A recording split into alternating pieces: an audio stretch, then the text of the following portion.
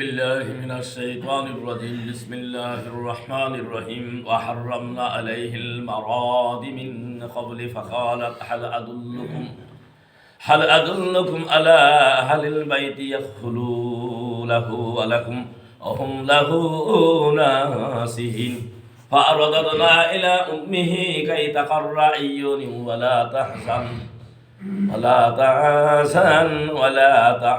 لتعلموا أن وعد الله حق ولكن أكثر الناس لا يعلمون ولما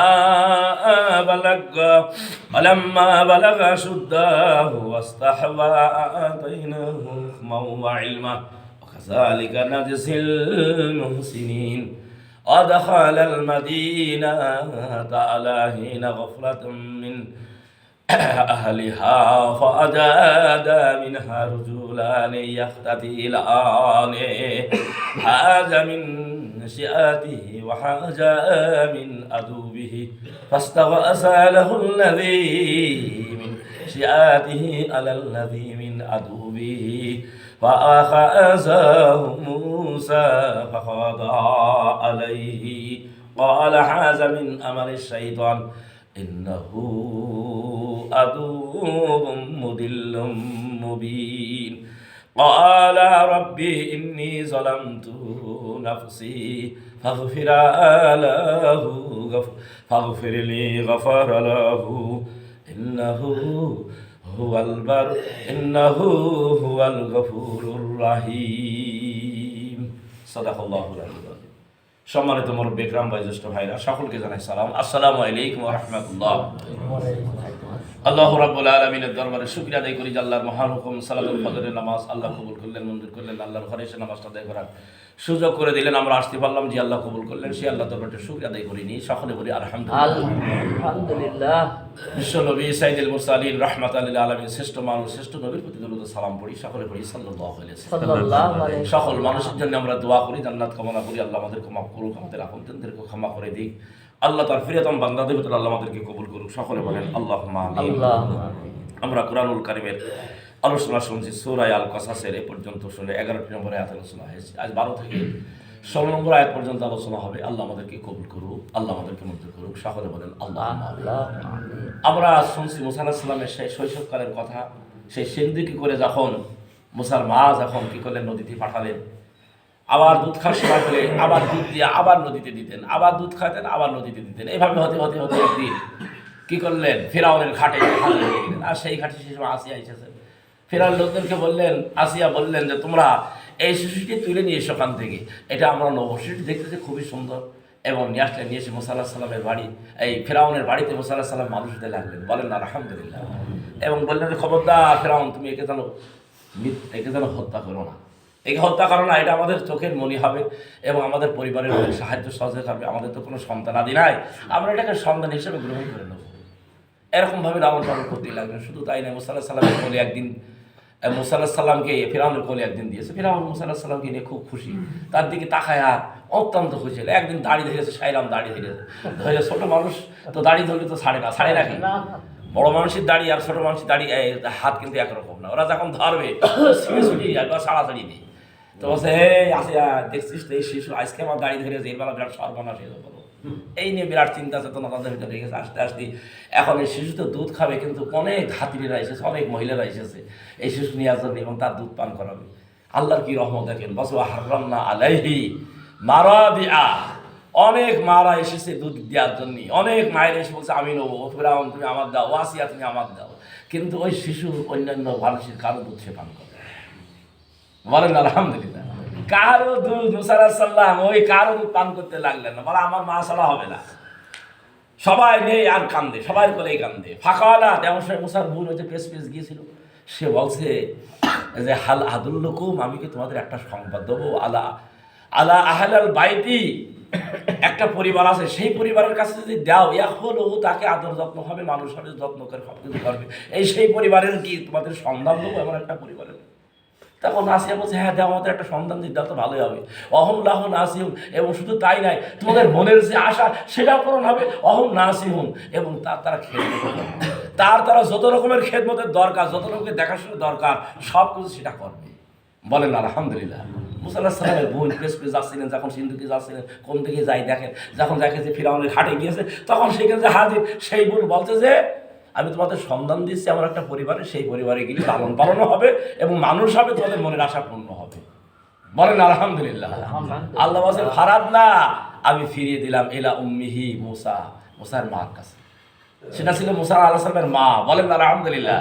এবং মুসা আলাইহিস সালামের মাকে নিয়ে আসলে যেই কাউরে ফেলে দিয়েছে, সেই তখন নিজের মায়ের দিকে তাকায় আর দুধ খায়, তাকায় আর দুধ খায়। বলেন আলহামদুলিল্লাহ। ফারাদ না ইলা উম্মিহি কাই তাকার রাইউনি ওয়ালা তাহজান। আল্লাহ বলে মুসা তোর মাকে বললেন, মুসার মাকে বললেন, ও মুসার মা, তোমার কি এখন জীবনটাকে একটু ঠান্ডা হয়েছে? তোমার চোখটাকে একটু ঠান্ডা হয়েছে? ওলা তাহাজান, তুমি কত চিন্তিত ছিলে, কত পেরেশানি ছিলে, কত হয়রানি হচ্ছিল। না হয় কি হয়, আজ তোমার কোলে আমি তুলে দিলাম। বলেন আলহামদুলিল্লাহ। শুধু তুলেই দেবো না, ফিরআউন টাকা দেবে, তোমার নিজের সন্তানের দুধ খাওয়া, তাহলে টাকা পাবা। বলেন আলহামদুলিল্লাহ। ফিরআউন টাকা দিতেই লাগলেন, আর এদিকে মুসা আলাইহিস সালামের মা সংসার চালাতে লাগলেন, দুধ খাতে লাগলেন। তো মুসা আলাইহিস সালামের মা বলছে, ফিরআউনকে বলতেছে, শোনো, আমার তো তোমার এই একটা সন্তান মানুষ করলেই হবে না, আমার ঘরে তো আরো কয়টা সন্তান আছে, সেগুলোর কাছে যাই আমি সেখানে মানুষ করো, তুমি আমার একটা মাস গেলে একটা পাওনা দিয়ে দিও। বলেন আলহামদুলিল্লাহ। এবার মুসা আলাইহিস সালামকে নিয়ে সেই মুসা আলাইহিস সালামের মা বাড়িতে চলে আসলেন। বলেন আলহামদুলিল্লাহ। আল্লাহ বলছে লিতাআলামু আন্না ওয়াদাল্লাহি হাক্কা।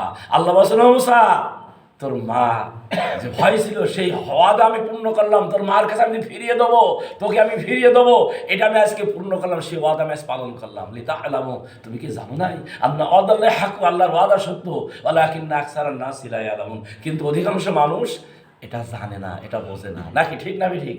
আল্লাহ ওয়াদা যা যা করেছে, আল্লাহ আমি সব পূরণ করবো, তোমরা আমার ওয়াদা পালন করো, তোমরা নামাজি হোক, আমি তোমাদেরকে জান্নাতে দেবো, তোমরা হারাম পথ থেকে ফিরে থাকো, আমি তোমাদের সচ্ছলতা দেবো, আমি তোমাদেরকে কি করবো, আল্লাহর জমিনে আল্লাহ দিন কায়েমের জন্য তুমি চেষ্টা করো, তোমাদের যা যা দরকার আমি আল্লাহ তা তোমাদের পূর্ণ করে দেবো। বলেন আলহামদুলিল্লাহ। এবং মুসা আলাইহিস সালামের শৈশবকালের কথা ছেড়ে গেল।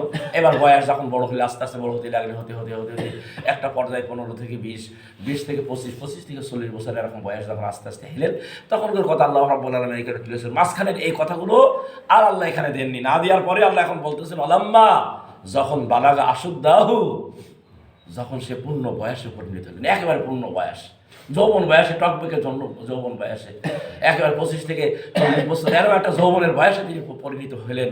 অস্তাওয়া, আল্লাহ বলছে আমি তখন তাকে দান করলাম, আমি আল্লাহ পূর্ণতা দান করলাম। আমি এই বয়স যখন আমি পূর্ণ বয়সে পৌঁছে গেল, আতাইনাহু হুকমা ওয়া ইলমা, আমি তাকে হিকমত দান করলাম, আইলমা, আমি তাকে জ্ঞান দান করলাম। হুকমা বলে যে নবুয়াত, অর্থাৎ তাওরাত কিতাব আমি তাকে দান করলাম। বলেন আলহামদুলিল্লাহ। মুসা আলাইহিস সালামের বয়স যখন 40, তখন আল্লাহ তাকে তাওরাত খেতাব দান করেছে। প্রত্যেকটা নবীকে 40 বছরের আগে তাকে তাওরাত খেতাব, কোনো মানুষকেই, কোন নবীকে আল্লাহ রাব্বুল আলামিন খেতাব দিয়ে 40 বছর বয়স যখন পূর্ণ হয়েছে তাদেরকে সবাই, তখন আল্লাহ তাদের উপরে খুশি হয়ে তাদেরকে কি করেছেন, নবুয়ত দান করেছেন। আমাদের নবীকেও বলেন আলহামদুলিল্লাহ, বিশ্ব নবীকে 40 বছর বয়সে নবুয়ত দান করলেন। এরপরে আরো যত নবী আসছেন, সমস্ত নবীদেরই এরকম, তাদের পূর্ণ বয়সী আল্লাহ বলছেন কাযালিকা নাজিল মুহসিনিন, আমি এভাবেই, বলেন আলহামদুলিল্লাহ, বলছেন যে আমি এভাবেই প্রতিটি মানুষকে তার প্রতিদান দিয়ে থাকি, যারা আল্লাহর পথে থাকে, ইসলামের পথে থাকে, কোরআনের পথে থাকে, আল্লাহ বলছে এভাবে আমি তাদেরকে পুরস্কার দিই, প্রতিটি জায়গায় প্রতিটি সময় তাদেরকে পুরস্কার দিয়ে থাকি। বলেন আলহামদুলিল্লাহ। এবার কি করলেন, মুসা আলাইহিস সালাম যখন নবুয়ত দিলেন, তখন মুসা আলাইহিস সালাম একা একা ঘুরতে গেল, মানুষদেরকে দাওয়াতি কাজ করতেন, যে আমার যে কাজ আল্লাহ দিয়েছে এই মিশন তো আমার চালাতে হবে। সেজন্য মানুষ যখন দুপুরবেলা শুয়ে থাকতো, তখন উনি বেরিয়ে যেতেন, মানুষের ধরে ধরে দেখতেন কী অবস্থায় মানুষ আছে না আছে। আপনারা যখন আরামের অবস্থায়, এমনই সময় কি মাগরিব থেকে ঈশা পর্যন্ত মানুষ যখন ব্যস্ত কমে যেত, তখন তাদের বাড়ির আশেপাশে যে উনি ধর্ণা দিতেন এবং দেখতেন মানুষের পরিস্থিতি কি। তো একদিন উনি দুপুরবেলা যখন সব মানুষ যখন ঘুমিয়ে আসে, ঘুমন্ত অবস্থায় থাকেন, দুপুরবেলা মানুষের রেস্ট নেয়, এই রেস্ট অবস্থায় যখন উনি ঘুরতে গিয়েছেন মিশরের এলাকায়, অদাখালাল ফিল মাদিনাতে, ওই শহরে যখন ঘুরে বেড়াচ্ছে, অদাখালাল প্রবেশ করলেন, অদাখালাল মাদিনাতে, ওই শহরে আলাহিনা গফলাতে তাকে মানুষ সবাই প্রায় কেউ কেউ ঘরে ঘুমিয়ে আসা, দিয়ে একটা লোক রাস্তায় চলাফেরা করছে। এরকম সময় মুসা আলাইহিস সালাম সেখানে গেলেন, যে দেখে যে সেখানে 2 জন লোক, বলেন আলহামদুলিল্লাহ, 2 জন লোক এবার কি করছে না, মারামারি করছে। 2 জন লোক দেখে যে মারামারি করছে। এবার মুসা আলাইহিস সালাম সেখানে গেলেন, দেখেন যে 2 জন লোক সেখানে রয়েছে, ফাইন ওয়াজাদাহা রাজুলানে, 2 জন লোক একতাতিলানে, মানে কাটাকাটি মারামারি করছে। তখন মুসা আলাইহিস সালামকে দেখলেন, দেখেন মুসা আলাইহিস সালামের পক্ষের লোক একজন, একজন হচ্ছে ফিরআউনের পক্ষের লোক। দুই পক্ষে দুইজন লোক মারামারি। মুসা আলাইহিস সালামকে যখন সেই লোক দেখেছে, দেখার পরে কিন্তু অত্যন্ত খুশি। তিনি মুসাকে এমন বিশ্বাস করতেন, আল্লাহকে এমন বিশ্বাস করতেন, ওর কাছে অন্য কোনো কথা বললে কিন্তু সহ্য হইতো না। আছে কি না এরকম কিছু মানুষ আছে না, এখনো দেখেন ইসলামের পক্ষে যারা হয়ে গেছে তাদের ইসলামের বিপক্ষে লোকদের কিছু বলে কিন্তু তার সহ্য হয় না। তো এইরকম দুইজন হতে হতে রজুলান ইয়াখতাতিলানে, মানে দুইজন মারামারি এবং কাটাকাটি শুরু হয়ে গেছে। হাজামিন শিয়াতি, একজন ছিলেন মুসা আলাইহিস সালামের পক্ষের লোক, ও হাজামিন আদুবিয়া, আর একজন ছিলেন ফিরআউনের পক্ষের লোক। এই দুইজনের পক্ষের লোক একেবারে মারামারি কাটাকাটি। তখন যে মুসা আলাইহিস সালামকে মুসা আলাইহিস সালামের অনুসারী দেখুন দেখেছে, ফাস্তা গাছ আলাহু, আমাকে তুই একটু সাহায্য কর, মিন হাজি শিয়াদি, আমি তো দলের লোকে আমার মেয়েরাকে শেষ করে দিয়েছে, আল্লাহ জিনা মিন আদুবি, আমার শত্রু ওইটা হাজি ফিরআউনের, এইটা ফিরআউনের অনুসারী, আমার মেরে ফেলতেছে, আমার এখন হত্যা করে ফেলবে, আমাকে একটু সাহায্য কর, সহযোগিতা কর। এখন যেমন এই কথাটা আছে, সাহায্য সহযোগিতা কিরামা করবে বলেন তো দেখি? দুইজন লোক মারামারি হলে সাহায্য জন্য আসবে কি আসবে না? এখন মুসা আলাইহিস সালাম সাহায্য জন্য একটু এগিয়ে আসলেন, এগিয়ে আসলেন না, মুসা আলাইহিস সালামের পরেও কিন্তু ওই ব্যক্তি কিন্তু রুখতে যাচ্ছে। তখন মুসা আলাইহিস সালাম দেখলেন যে একটা ঘুষি দিয়ে দেবো, এক ঘুষি দিয়ে সে বন্ধ হয়ে যাবে, তখন সে দেখতে আমি দুর্বল হয়ে গেছি, এরা দুজন হয়ে গেছে, আর মারামারি করবে না। এই জন্য মুসা আলাইহিস সালাম কি করলেন, ফাখাযাহু মুসা, একটা ঘুষি মারলেন, ফাখাদা আলাই, যে ঘুষি মারলেন এক ঘুষি দিয়ে সে মরে গেলেন, এক ঘুষি মারলেন, এক ঘুষি দিয়ে সে মরে গেলেন। তখন বলছে কলা হাজা মিল আমাদের শয়তান, এ তো শয়তানের কাজ, আমি শয়তানের কাজ করে ফেললাম, এত বড় অন্যায় কাজ করে ফেললাম, এত বড় ভুল কাজ করে ফেললাম। বলেন আলহামদুলিল্লাহ।